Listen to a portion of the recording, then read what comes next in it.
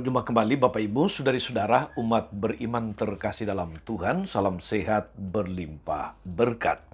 Hari ini hari Kamis 6 Juli 2023. Saudara Magus CSSR mengajak saudari-saudara kembali merenungkan kutipan Injil Matius bab 9 ayat 1 sampai 8 tentang Yesus yang menyembuhkan orang yang lumpuh.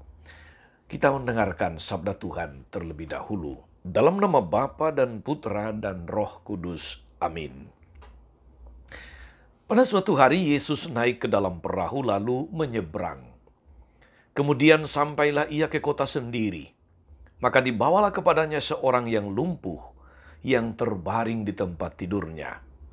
Ketika Yesus melihat iman mereka, berkatalah ia kepada si lumpuh, "Percayalah anakku, dosamu sudah diampuni."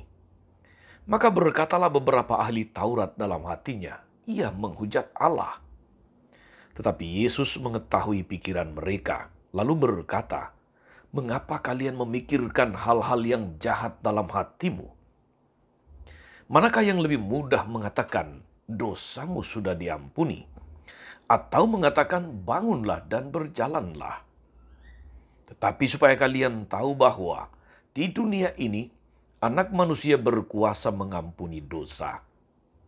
Lalu berkatalah ia kepada si lumpuh, "Bangunlah, angkatlah tempat tidurmu, dan pulanglah ke rumahmu." Dan orang itu pun bangun lalu pulang. Maka orang banyak yang melihat hal itu takut, lalu memuliakan Allah, karena ia telah memberi kuasa sedemikian besar kepada manusia. Demikianlah sabda Tuhan.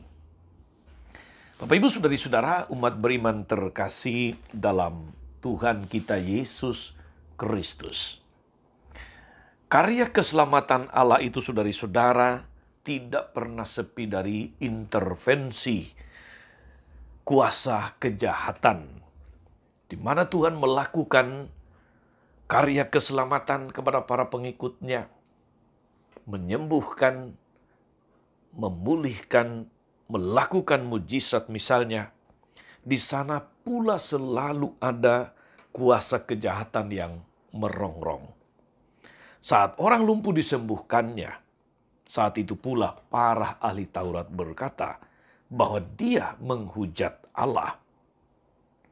Karya kebaikan Allah justru dilihat sebagai karya menghujat Allah. Sebuah logika yang tentu sangat ngawur. Logika yang tidak masuk akal.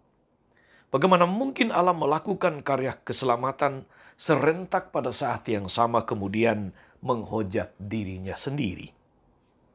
Walau demikian, saudari-saudara, karya keselamatan Tuhan tidak pernah digoyahkan oleh kuasa kejahatan manapun. Ketika Tuhan menghendaki agar manusia bebas dari segala macam belenggu yang menimpanya, termasuk dari belenggu penyakit, maka hal itu akan terjadi. Saudari-saudara, umat beriman terkasih dalam Tuhan. Menarik dalam perikop Injil hari ini ketika Yesus menyembuhkan seorang yang lumpuh. Ada yang khas dalam peristiwa ini. Ya, pertama-tama Tuhan menunjukkan bahwa manusia pertama-tama perlu disembuhkan dari kelumpuhan yang disebabkan oleh karena dosa. Ternyata saudari-saudara, dosa bisa sangat melumpuhkan rohani lalu kemudian jasmani. Dosa membuat seseorang kehilangan rahmat pengudus. Dosa membuat kita menjadi lemah, menjadi sakit, rohani dan jasmani. Dosa membuat kita menjadi tidak berdaya. Kita menjadi lumpuh. Kita menjadi kehilangan keserupaan dengan Allah sendiri. Maka, Yesus pertama-tama menyembuhkan kita dari dosa. Baru kemudian dia menyembuhkan fisik kita, kelumpuhan badani kita. Ia ingin kita sembuh, bebas, dan tidak lumpuh, baik jiwa maupun raga. Saudara-saudara sekalian, yang unik pada penyembuhan ini ialah bahwa orang lumpuh itu tidak langsung minta pengampunan. Dia tidak meminta penyembuhan. Dapat dikatakan bahwa bisa jadi dia juga tidak percaya. Ia tidak beriman kepada Yesus dan segala kuasanya. Tetapi Yesus melihat iman mereka.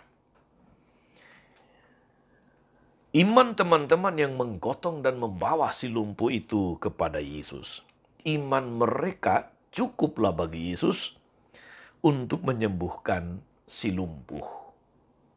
Dari saudara, kita diteguhkan bahwa doa-doa kita, iman kita, kepercayaan kita, keteguhan hati kita kepada Tuhan membawa kesembuhan bagi sesama kita, kesembuhan jiwa dan raga, manakala kita membawa mereka kepada Tuhan di dalam doa-doa kita, di dalam kebersamaan kita sebagai orang-orang beriman.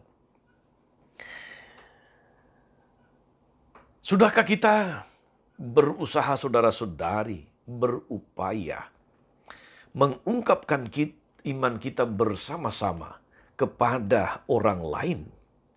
Betapa dahsyat iman kita dalam kesatuan, dalam 2 atau 3 orang bersama, di dalam keluarga, di dalam komunitas kita. Betapa dahsyat. Semoga saudara-saudari Yesus melihat iman kita dan itu cukup baginya untuk mengampuni dan menyembuhkan jiwa, raga orang lain. Cukuplah dia melihat iman kita untuk menyembuhkan sesama kita. Yang paling penting adalah saudari-saudara, mari kita sadari bahwa dosa itu melumpuhkan, baik rohani maupun jasmani.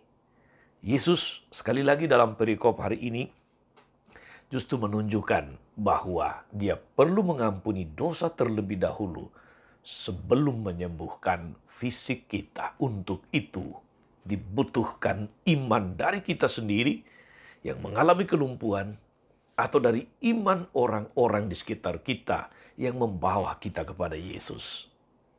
Selamat beraktivitas hari ini saudari-saudara. Tetaplah semangat di dalam melayani dan jangan lupa untuk selalu berbuat baik kepada orang-orang di sekitar Anda. Tuhan Yesus memberkati. Amin. Tuhan Yesus Kristus, kami bersyukur untuk firman-Mu yang meneguhkan kami bahwa dosa sungguh bisa melumpuhkan kami rohani dan jasmani. Mampukanlah kami supaya kami terus bertumbuh, supaya kami terus sembuh, pulih, utuh, jasmani dan rohani, sebagai buah doa, puasa dan korban, entah dari kami secara pribadi maupun dari orang-orang di sekitar kami, orang tua, bapak, ibu, saudara, dan sesama umat beriman. Terpujilah nama-Mu sepanjang segala masa. Amin. Saudari-saudara sekalian, berkat Allah turun atas saudari-saudara, atas mereka yang kita doakan atau kita janjikan doa, mereka yang sakit dan menderita, mereka yang mengalami kelumpuhan rohani maupun jasmani. Segala rencana, karya dan pelayanan hari ini, Bapa dan Putra dan Roh Kudus. Amin. Tetap sehat dan teruslah menjadi berkat. Jangan lupa like, subscribe, nyalakan lonceng notifikasinya. Salam 52, Tuhan memberkati.